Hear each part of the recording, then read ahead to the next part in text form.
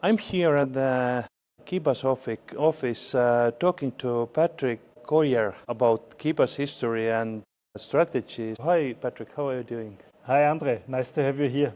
I'm fine, what about you? I'm absolutely fine. Again, when I see lockers around me and people who are talking about lockers, then I always fine. You're smiling, yes. Yeah, but with you, I think we should start talking about Keba and Keba history. The thing that I was also informed today only was that Keba is still a private company owned by private individuals. Yeah, absolutely right. Keba is founded in the 1960s with a long heritage, and I think this is absolutely which makes a difference also in industry.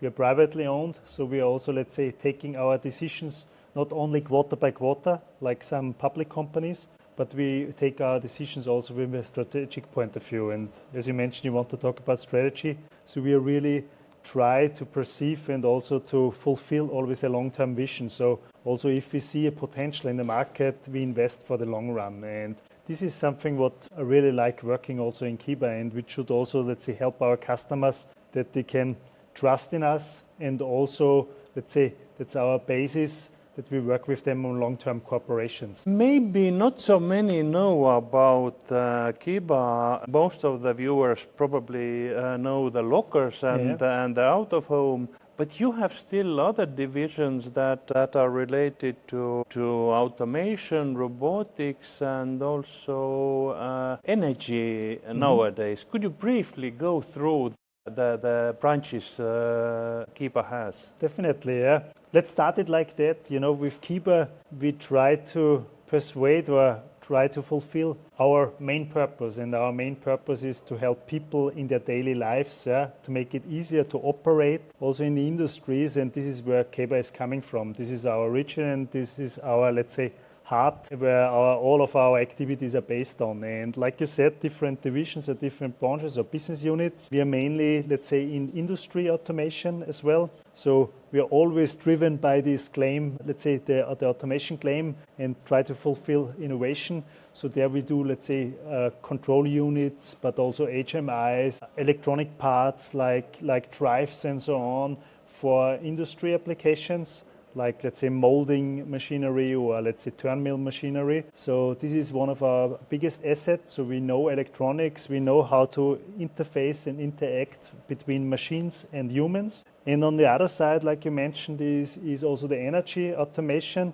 where we have a broad portfolio as well for charging electric vehicles, like trucks, like buses, like cars. So in AC charging, but also DC charging. So there we have full liner as well. And on the other side, where parcel lockers, let's say, are is in the handover automation. And handover stands for, let's say, always when you have an interaction, like I said before, between human and machinery, and where you, let's say, try to give or take over objectives. So we combine here definitely the digital and the physical world. And there we have different kind of applications. So parcel locker is a huge business for us, is a really good business for us, but also in banking automation. So cash recyclers, where you can take money out or take money in, is also something where you can see the Keba logo quite often in the world and in Europe. Yeah, and you have also the key lockers and the asset management lockers and different kind of, as you said, handover. Because I think this is a key element. I think that because our demographic situation is what it is, and the labor prices are going up everywhere, it means that the human handover will be too expensive. So the automated devices will take over not only parcels, not only the cash management, but also different other recycling and maybe sales situations. So this is definitely the part of the future. Absolutely agree with you, Andre. Like you said, everywhere where you have the demographic change, this is getting more important. Also, as you know, from lockers, you're much deeper into lockers. With the last mile delivery, cost effect is something which is very important to gain a competitive advantage. On the other hand, you can't find anymore the people who are, let's say, bringing or delivering the parcels in the end. So all those kind of factors are absolutely from a crucial role. And as you said, you mentioned one word for me is also, let's say, key management or objective management or handing over. So Keba absolutely has a big know-how, a big asset there in the processes, in the process development, okay, how such a, let's say, interaction should take place and to do it in the most effective way. And this is our region, this is our, let's say, asset, and there we are active in the market. And this is in the cornerstone of many disciplines. We are talking about the hardware competence, we are talking about the software competence, we are talking about the human nature, because you have to understand what humans need and how they behave.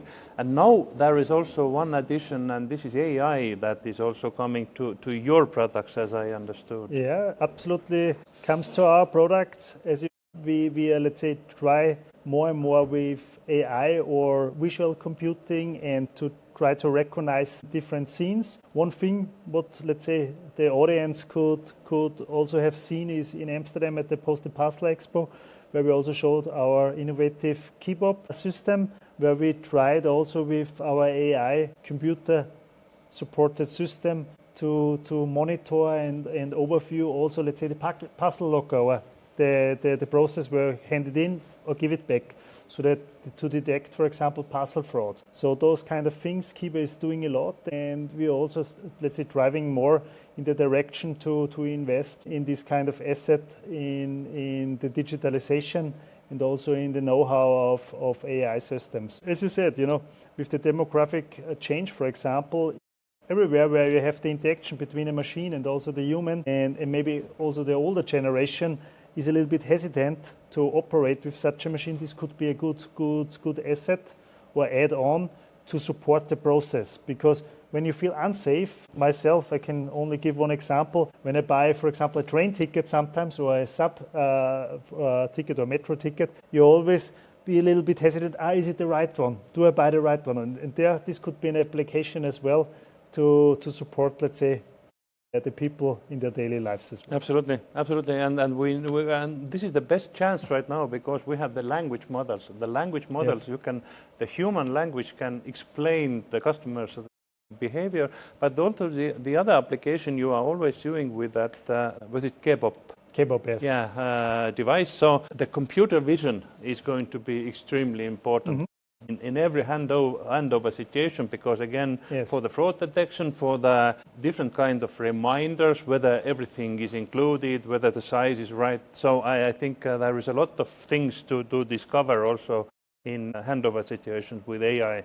Yeah, absolutely. And the first applications, like we have shown in Amsterdam 2 weeks ago, in the trial phase, on the other hand, where we also use it, for example, in terms of bank foyers, where Keba can give also an added value, because then it can also detect different scenes. For example, do you keep the distance, to the cash recycler, also between the people, or if probably a robbery would go on, and then it's let's say capable to interact with alarm system and so on. So those kind of things find definitely a way also in our daily lives then. But tell me a little bit about talking about this handover and logistics part. How important it is right now in Keba's overall portfolio, and what is the trend? Do you see it's growing, or the other parts are growing faster maybe? No, it's a good question. Absolutely, it's a big, let's say, step for us. It's also let's say, a very important business field in the parcel lockers.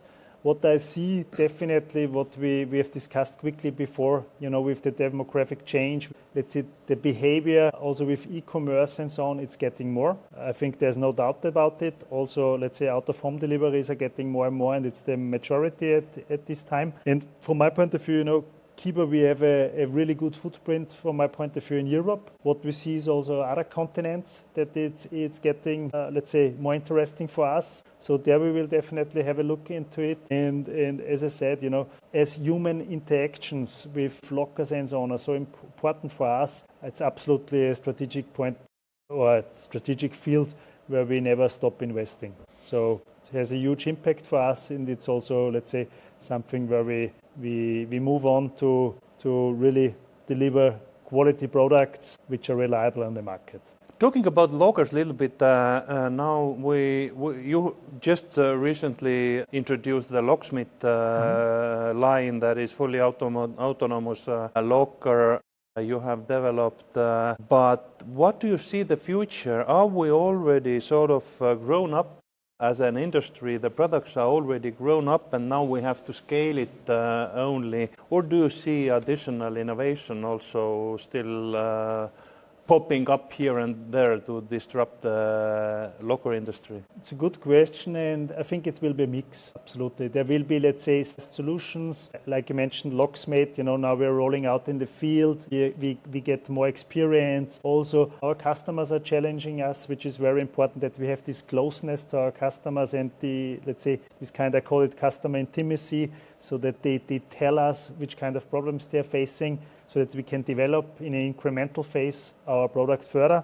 On the other hand, I'm absolutely sure there will be some disruptive things, and also some trend ideas. Everybody is talking also since months or maybe years, like drones, like other, let's say, vehicles which help us, and we will see. So I think you need to play on both fields. You need to play on the present, but you also have a look into the future, and this is also something Keba always did in a good way, like I mentioned, with the interaction with our customers, but also anticipating the market and having a look in the future what could happen there. I think we both agree that we are living quite a good times in the parcel locker business, and I think this is good to end with that note, because again we have been trying to prove our existence for the industry for years, but now even the last Post and Parcel Expo last week shows that we are matured. We have the place in the logistics value chain, and lockers are definitely valuable part of the last mile deliveries. So thank you for this discussion, and wishing you all the best in the future. Thank you, Andre, and it was a pleasure that you visited us. Thank you.